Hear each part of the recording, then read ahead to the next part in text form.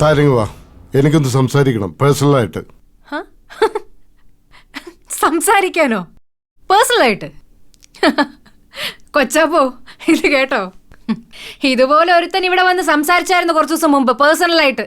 ഋഷി എന്നെ മാറ്റി നിർത്തി അവൻ അവിടെ വെച്ച് എന്നെ എന്നോട് പറഞ്ഞെന്നറിയോ? ഭീഷണി, എന്റെ കുഞ്ഞുങ്ങളെ കൊല്ലുമെന്ന്. അത് നിങ്ങൾ പറഞ്ഞു വിട്ടാന്ന് എനിക്ക് നന്നായിട്ട് അറിയാം. ആ അടവ് ഫലിക്കാതെ വന്നപ്പോ പുതിയ ഐഡിയ ആയിട്ട് വന്നിരിക്കുവല്ലേ സാറേ? അപ്പോ നിങ്ങൾക്ക് എന്തെങ്കിലും സംസാരിക്കുന്നുണ്ടെങ്കിൽ ഇതാ സുഷമേച്ച് നിൽക്കുന്നുണ്ട്, കൊച്ചാപ്പ നിൽക്കുന്നുണ്ട്. ഇവരുടെ മുമ്പിൽ വെച്ച് എന്തെങ്കിലും സംസാരിക്കണമെങ്കിൽ സംസാരിച്ചാൽ മതി. നീ സംസാരിച്ചൊക്കെ പബ്ലിക്കിനോടല്ലേ? പക്ഷേ അനന്തകൃഷ്ണൻ ഇത്തിരിയുടെ അഭിമാനമുണ്ട്. അതുകൊണ്ട് വിളിച്ചു പറഞ്ഞ് സംസാരിക്കാൻ എനിക്ക് ഇത്തിരി ബുദ്ധിമുട്ടുണ്ട്. അയ്യോടാ,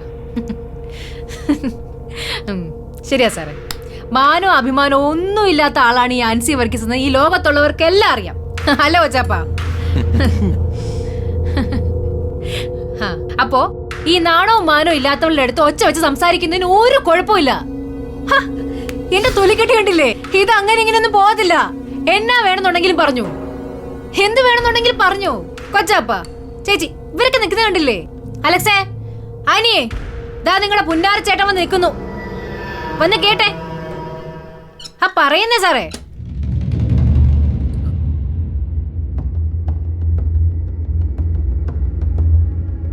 നീ എന്നെ ആദ്യം വന്ന് കണ്ടതും നിന്നെ ഞാൻ രക്ഷപ്പെടുത്തി കൊണ്ടുപോയതും പഴയ കഥയാണെങ്കിലും നിന്റെ മനസ്സിൽ നിന്ന് പോയി കാണില്ലല്ലോ.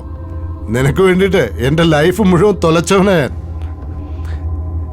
എന്റെ കുടുംബം മാത്രമല്ല, എന്റെ കരിയറും അതൊന്ന് തിരിച്ചു പിടിക്കാനുള്ള ശ്രമത്തിലാണ് ഞാൻ. ഒരു വലിയ പ്രോജക്റ്റ് ഞാൻ സൈൻ ചെയ്തിട്ടുണ്ട്. അതിനെ നീ ദയവ് ചെയ്ത് തടസ്സം നിൽക്കരുത്. സിനിമ പ്രൊജക്ട് ഒക്കെ നിങ്ങളുടെ സ്വന്തം പ്രൊജക്ട് അല്ലേ?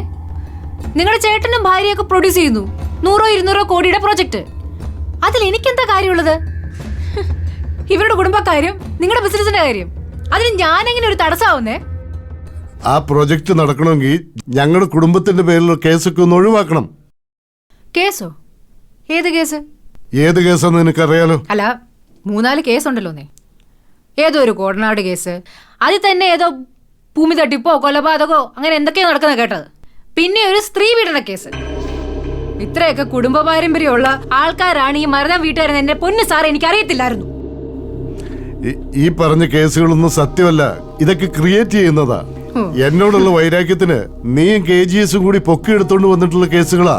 അത് നീയായിട്ടങ്ങ് വിട്ടേരെ. അത് പറയാനാ ഞാൻ വന്നത്. അപ്പൊ അതാണ് കാര്യം.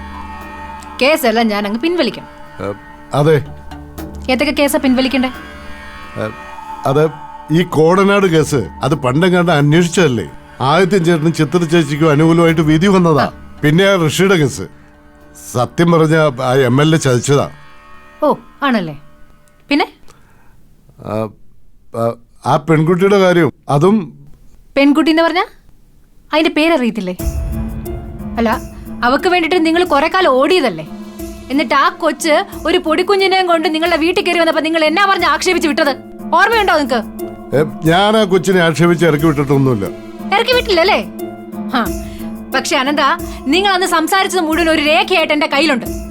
ആ പറഞ്ഞതൊക്കെ നിങ്ങൾക്ക് ഓർമ്മയില്ലെന്നുണ്ടെങ്കിൽ അതിന്റെ ഒരു കോപ്പിയായിട്ട് ഞാനിപ്പോ വരാം. അപ്പൊ അനന്തു, നിങ്ങളെ ഇങ്ങോട്ട് തള്ളിവിട്ടത് ആ ഗതികെട്ട് പോയ ചിത്ര ചേച്ചിയും ഭർത്താവും കൂടിയാ.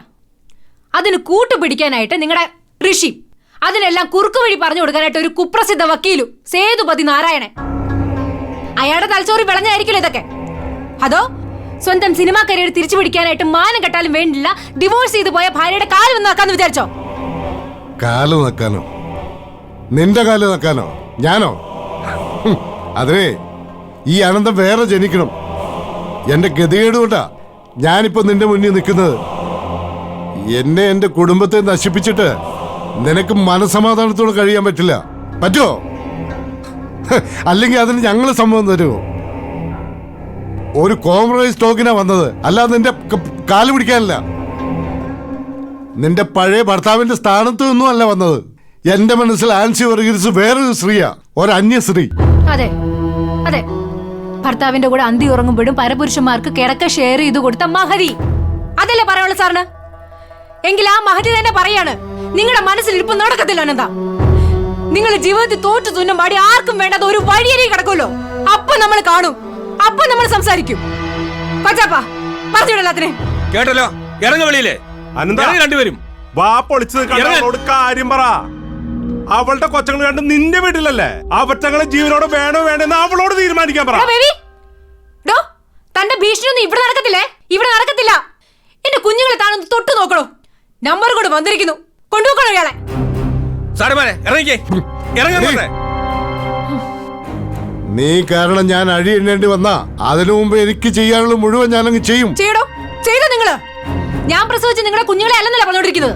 അപ്പൊ പിന്നെ നിങ്ങൾക്ക് എന്നാ വേണ്ടി ചെയ്യാലോ? അതെടി എനിക്കറിയാം, നീ പ്രസവിച്ച രണ്ടെണ്ണം വേറെ വല്ലവന്റെയാണെന്ന്. അപ്പൊ അത് നിങ്ങളുടെ തന്തയാണെന്നറിയാൻ നിങ്ങൾ മെനക്കെടണ്ട.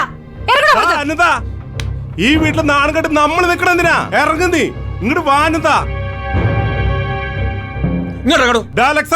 അവളെ വിളിച്ചിറങ്ങിയ നശിച്ച വീട്ടിൽ നിന്നാ നിങ്ങൾ നശിച്ചു പോ. ഇറങ്ങ് കുഞ്ഞുങ്ങള്.